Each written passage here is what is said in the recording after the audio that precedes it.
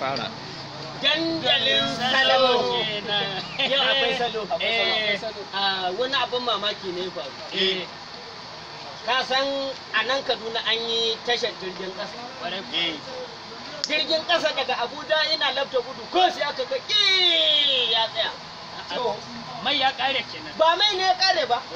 Aka nemo tura su zo su gyara. Aka nemo gyara ya ƙi ruwa ya ƙi gaba ya ƙi baya. Ya cije. Ya cije. Sai na fito garin Karabani na leƙa jirgin ƙasa. Ina leƙa ƙasa sai na ga ashe wani busheshen sauro ne tare shi. jirgin Wannan salo ne. harkacin nan min wata rana da wani ya yi lodi daga Maiduguri zuwa Ibadan. Ana gudu da mota sai da an zo cikin funan sai da mota. Sojoji na leka suka ce direba ina tsaraban hanya. Direba ya shiru.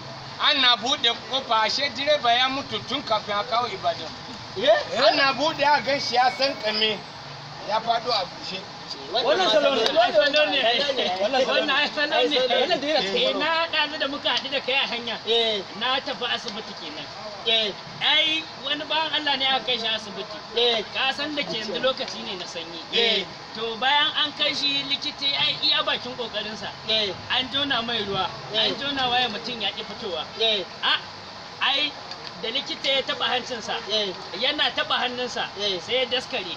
Saboda ya ce ai saboda lokaci ne na sanyi. Likitan ya daskare. Yana tabawa. To dama shi a tsaye yake wannan masalo. Ai wannan masalo ne. Ga da ke lokaci ne na sanyi. Mura ne. Mura. Salamu alaikum. Mura kenan. Salamu alaikum. Barkan ku dai. Barkan ku dai. Wani abun mamaki ne ya faru yanzu. Na shawo kwana naga wata roka ta faɗi. Bal take da ƙwayaye. Motar nan ta tuntsire. Ƙwayaye na gidan gona.